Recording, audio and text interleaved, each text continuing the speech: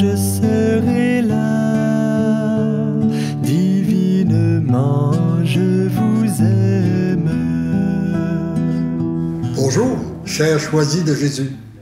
Oui, je crois que dans le monde que nous vivons, avec tout ce que nous entendons, souvent, de choses négatives, eh bien, nous avons besoin de relever la tête, de se situer au niveau de notre cœur et de notre esprit, de notre foi, pour regarder le monde avec des yeux nouveaux.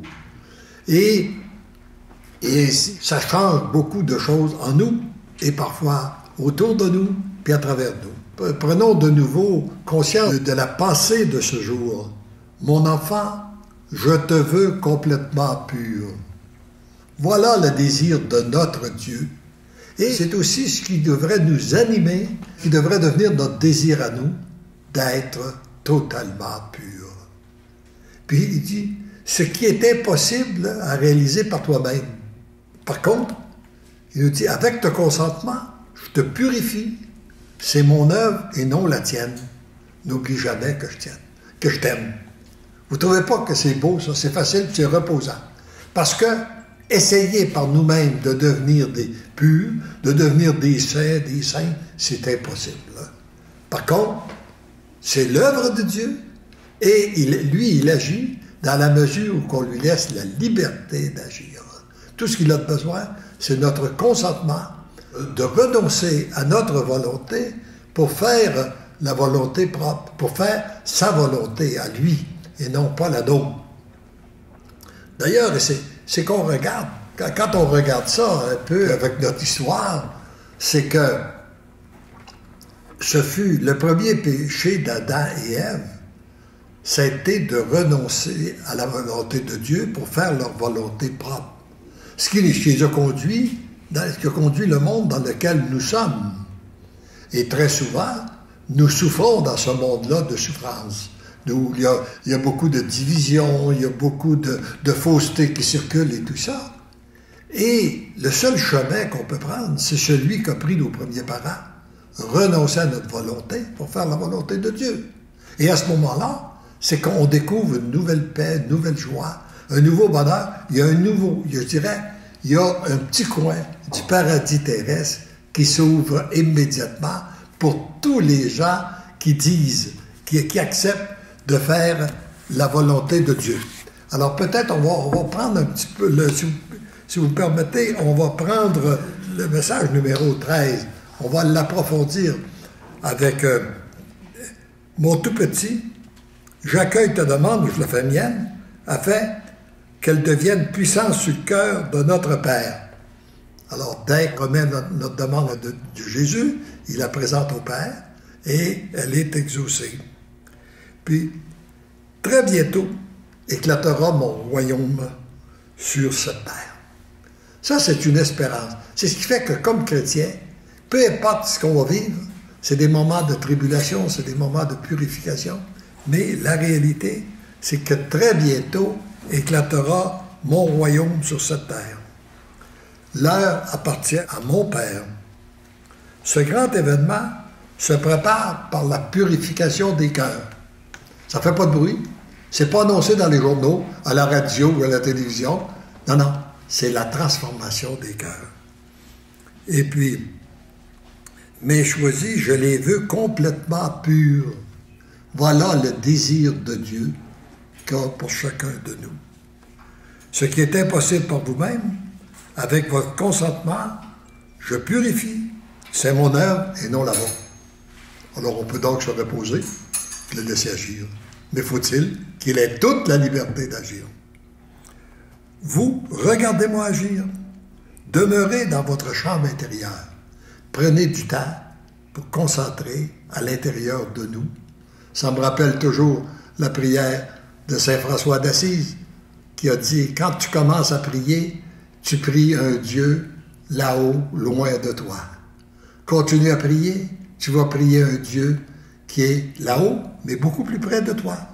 Continue à prier, tu vas prier un Dieu qui est à côté de toi. Continue à prier, tu vas prier un Dieu à l'intérieur de toi. Et c'est ça quand on dit entrer dans notre chambre intérieure. C'est de reconnaître que Dieu est à l'intérieur de nous. Devenez des êtres de prière, de louange, d'action de grâce et surtout d'amour. C'est aussi simple que cela ce que je vous demande ce matin. Je dis vous, car je pense à tous les tiens et à ceux auprès de qui je t'enverrai. Ça veut dire que lorsqu'il m'a dicté ça, il pensait à vous qui m'écoutez là, à ce moment. Pour le moment, accueille ce que je te permets de vivre pour ta purification. Mais j'agis rapidement. Prépare-toi, c'est pour très bientôt. J'attends juste que tu sois prêt dans tout ton être. Alors Dieu est toujours prêt d'agir, c'est nous qui retardons son agir, qui retardons son action, parce que nous ne sommes pas suffisamment donnés à lui. Dans le temps qu'on traverse, ici, en tout cas au Québec, il y a eu beaucoup de discussions sur l'aide médicale à mourir. L'euthanasie, qu'on a déformé en donnant d'autres mots, aide médicale à mourir, ou bien non mourir dans la dignité. On a essayé de choisir des mots pour le faire passer, mais la réalité, c'est le suicide. Et d'autre part, souvent, nous sommes c'est un petit peu mêlant, on ne sait pas trop où ça... Parce qu'il y a l'acharnement thérapeutique aussi. Aujourd'hui, la science a évolué. À quel moment, qu'est-ce qu'il faut faire, qu'est-ce qu'il ne faut pas faire dans ces moments-là. Et quand on essaie par nous autres-mêmes de trouver le chemin, puis à ça, il s'ajoute, d'après ce que je comprends là, actuellement, il s'ajoute beaucoup de fausseté. Puis même, ça peut devenir, on peut même nous présenter ça comme étant une vertu, d'accepter l'aide médicale à mourir pour ne pas être un fardeau pour les membres de notre famille. Ça va, tout à l'heure, on s'en vient de plus en plus, on voit ça, là, qu'est-ce qui se prépare. Puis on voit des gens aussi qui sont dans la foi, qui sont engagés, puis qui disent, ben moi, quand ça va arriver, là, une petite injection, puis c'est tout.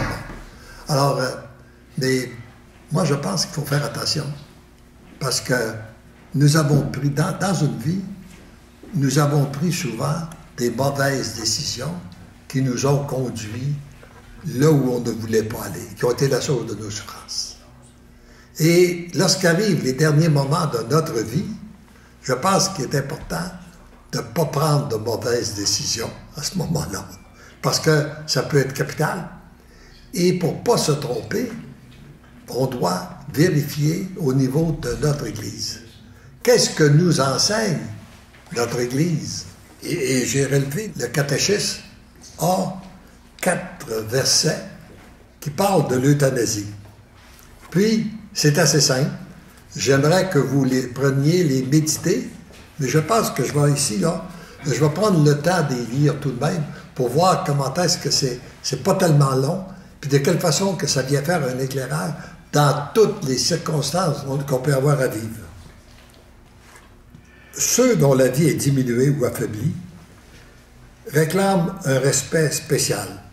Les personnes malades ou handicapées doivent être soutenues pour mener une vie aussi normale que possible. Ça, c'est le message numéro du catéchisme, 2276, les 4 autres qui suivent. Quels qu'en soient les motifs et les moyens, l'euthanasie directe consiste à mettre fin à la vie de personnes handicapées, malades ou mourantes. C'est moralement inacceptable. Ainsi, une action, une omission, qui de soi ou dans l'intention donne la mort afin de supprimer la douleur, constitue un meurtre gravement contraire à la dignité de la personne humaine et au respect de Dieu vivant, son Créateur. L'erreur de jugement dans lequel on peut être tombé de bonne foi ne change pas la nature de cet acte meurtrier, toujours à proscrire et à exclure. La cessation de procédures médicales onéreuses, périlleuses, extraordinaires ou disproportionnées avec les résultats attendus peut être légitime.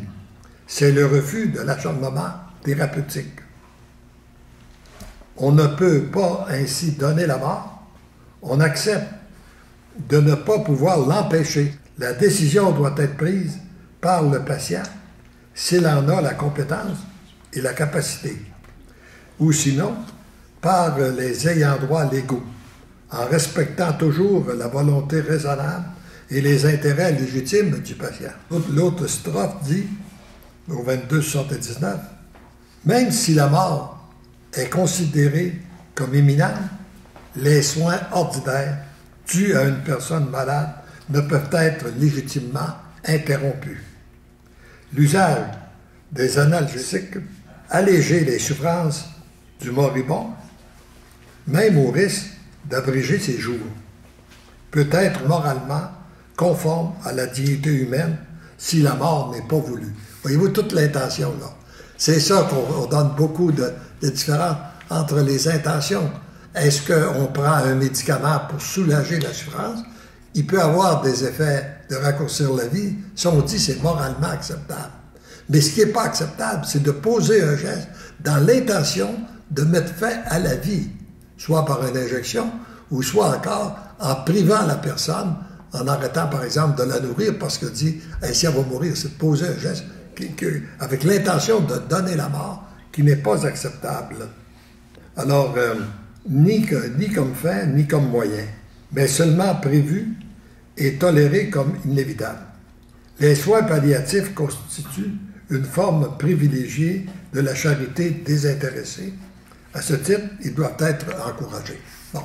Alors, vous pourrez reprendre ces textes-là dans le catéchisme, et puis on va les publiciser aussi sur notre site, là, on va les mettre, afin que vous puissiez les consulter. Il y a beaucoup d'autres textes, parce qu'on en a relevé, je pense, si vous allez au Vatican, vous allez en trouver, je pense, 500 déclarations de toutes sortes des papes, à partir des derniers papes, là, qui se sont prononcés sur l'euthanasie. Ils sont tous dans la même orientation. Et puis, j'en souligne juste ça ici, du 12 février 2016, ce don que personne, qu'on parle du don de la vie là, qu'on a reçu, que personne n'a le droit d'enlever, de menacer ou de manipuler à son gré. Au contraire, tous doivent préserver ce don de la vie depuis son commencement jusqu'à la fin naturelle. Alors la vie appartient à Dieu, et je pense que c'est là l'erreur de notre monde. Là. On veut prendre la place de Dieu, et on veut contrôler la vie, on accepte de l'avortement, on accepte l'euthanasie. C'est selon, pour moi, des grandes erreurs que fait actuellement notre humanité.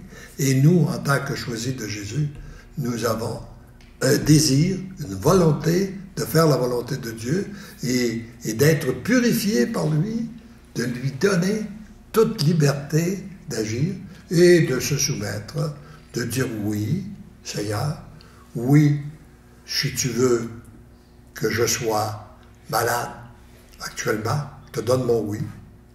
Oui, si tu veux me guérir. Oui, si cette maladie-là, c'est la fin de ma vie. Et en remettant ça entre les mains de Dieu, je pense qu'on s'enlève un poids. Et d'ailleurs, on voit que quand on commence à discuter, on a vu, il y a eu un débat au Québec la semaine dernière où le gouvernement a voulu présenter un amendement à son projet de loi sur l'aide médicale à mourir. Puis on voit à quel point que c'est complexe, là. Hein? On se dirige, là. Ça n'a pas de fin au niveau de la complexité quand on embarque là-dedans, même humainement parlant, même au niveau de la raison. Alors donc, qu'on laisse à Dieu ce qui est à Dieu, puis essayons-nous d'être de ses enfants dociles entre ses mains. Il y a peut-être des petits commentaires. Bonjour. Eh bien, imaginez-vous qu'on vous dit en passant que malgré le froid de l'hiver, vous réchauffez les cœurs des gens avec qu'est-ce que vous dites. Céline nous dit « Je demande à Dieu de me purifier, car je suis une pécheresse sans lui, je ne peux rien. Jésus est miséricordieux, je crie vers lui et il vient à mon secours, je t'aime. » Jérémie nous dit « À la fin, nous serons peut-être persécutés au nom de Jésus, je crois. Hein. Si je m'enlève bien, j'avais lu dans les textes, bref, nous deviendrons une minorité et il sera important de se supporter et de se lever, d'élever les uns les autres. Notre ignorance est vite comblée avec nos directs. Qu'est-ce que vous faites? C'est, comme elle dit, notre ignorance est vite comblée. Fait que vous enseignez bien. Une lumière bienfaisante dans nos âmes.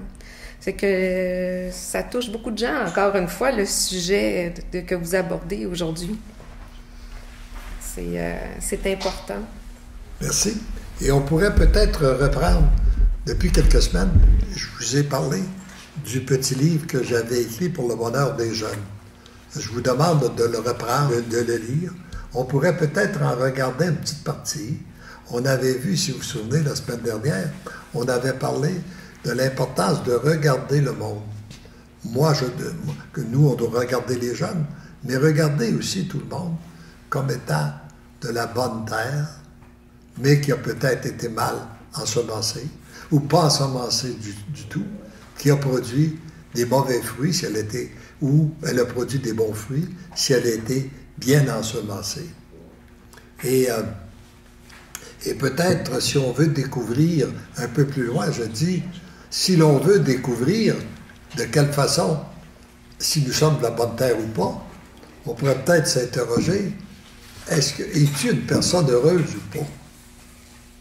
Peut-être la question que j'aimerais poser à chacun de vous là, qui m'écoutez ce matin. Es-tu une personne heureuse ou pas? Je te demande pas si tu as du plaisir, mais je te demande si tu es heureux. Il y a une différence, parce qu'on peut avoir parfois des plaisirs qui nous rendent malheureux. Et si tu es une personne heureuse, c'est sûrement que tu as la terre que tu es a été bien ensemencée. C'est sûrement parce que tu vis en harmonie avec ton Créateur, qui t'a produit une paix, une joie, un bonheur. Si tu es une personne malheureuse, ça ne veut pas dire que tu es méchant. Ça veut tout simplement dire que ta terre est mal ensemencée.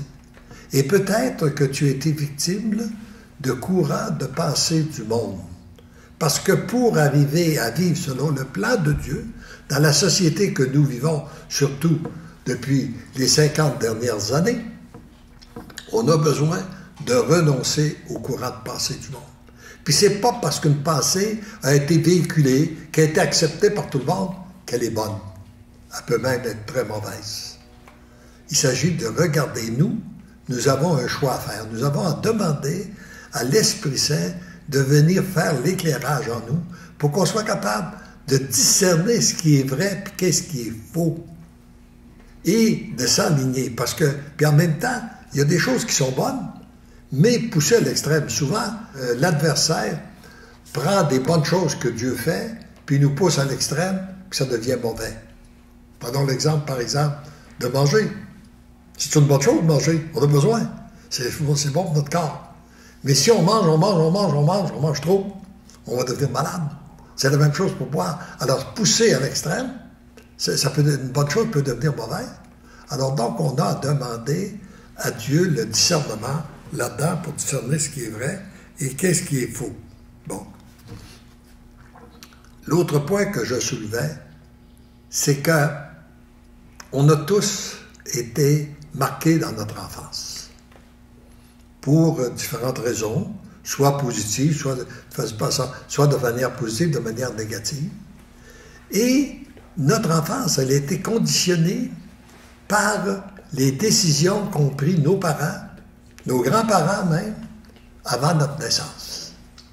Nous avons tous bénéficié de choses dans lesquelles on est arrivé dans un monde à la suite des décisions qu'avaient prises nos parents, nos grands-parents, avant même de naître. Alors nous, il est important qu'on se rappelle de ça. On veut le bonheur de nos descendants, eh bien, avant même qu'ils naissent, les décisions qu'on prend, les orientations qu'on prend vont avoir de l'influence.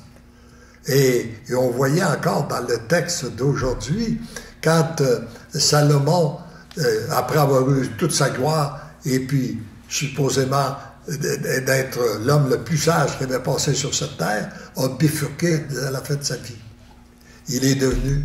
Mais Dieu l'a exempté de grandes punitions à cause de la foi qu'avait David, son père. Et puis même, Dieu est tellement miséricordieux qu'il dit, ça va avoir une répercussion sur ton fils. Puis je vais l'exempter encore, parce que je vais lui laisser une partie du royaume, même si toi... Bon. Alors, voyez-vous, c'est que Dieu... Donc, il y a une répercussion, qu'on le veuille ou non, ce que nous vivons a une influence sur nos descendants. Et moi, quand je regarde ça, à l'âge que je suis, puis que je vois la quantité de souffrance qui existe chez nos jeunes, je me dis, voilà, ils ont beaucoup à souffrir de notre génération. La façon dont nous avons bifurqué, c'est les gens de ma génération qui ont souvent bifurqué, qui occasionnent les souffrances que vit actuellement notre jeunesse. Ça. Alors donc, j'aimerais être capable quand j'ai écrit ce petit livre-là, mon objectif, c'était de réparer un petit peu le tort qui est occasionné par les gens de ma génération, en leur invitant à se dépasser, puis pour faire en sorte que, oui, nous puissions vivre une nouvelle paix, une nouvelle joie, un nouveau bonheur qu'on n'a pas connu. Alors, est-ce qu'il y a d'autres commentaires? Non, on n'a pas d'autres commentaires. Par contre, il y a beaucoup de gens qui vous écoutent, là. Il y a beaucoup de gens qui nous disent merci pour ce temps. Beaucoup Amen. Hein, pour qu'est-ce que vous êtes en train de dire. Amen. Ça revient.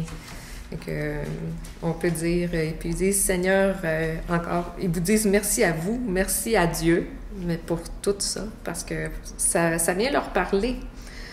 Je serais étonnée d'avoir vos commentaires sur qu'est-ce qui vous ressort, qu'est-ce qui ressort de ça. Si gênez-vous pas, vous pouvez nous écrire. Et puis, je pense qu'on pourrait terminer. La personne qui se décide pour Dieu, même surtout si elle constate qu'elle est une bonne terre mal ensemencée, il y a des changements à faire. Et ça suppose 4 attitudes que j'ai mentionnées qui sont importantes. La première chose, ça demande une très grande ouverture d'esprit pour accepter qu'il puisse y avoir une autre façon de penser que celle que tu as présentement. Si tu t'attends aussi longtemps que tu penses que ta façon de penser, c'est celle-là, puis tout ça, comme j'avais dit à un moment donné à quelqu'un, puis que je lui présentais Dieu, puis il ne voulait rien savoir, c'est peut-être que tu n'as pas assez souffert. Continue à souffrir, et puis quand tu auras assez souffert, tu vas découvrir qu'il y a d'autres choses, là. Mais, alors, dès qu'on a une attitude, si on n'est pas complètement heureux, c'est que donc, il y a peut-être quelque chose qu'il faut changer dans notre façon de penser. Puis, on peut se rendre compte que oui, il y a quelque chose qui peut.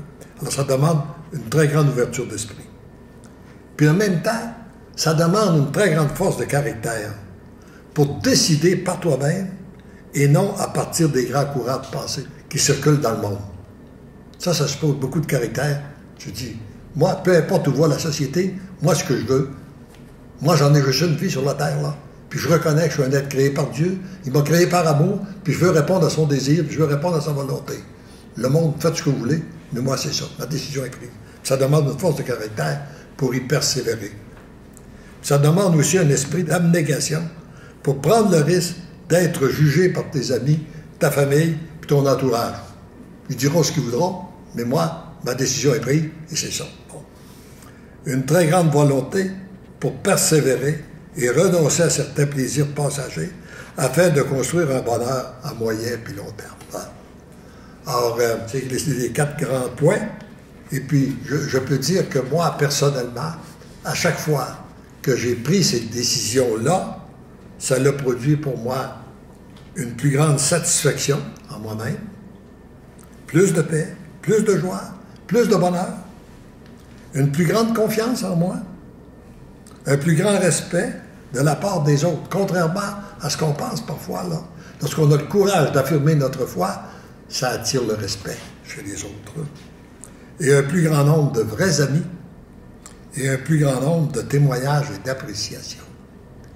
Alors, sur ce, je pense qu'on va terminer cette rencontre en demandant à Dieu des grâces toutes particulières.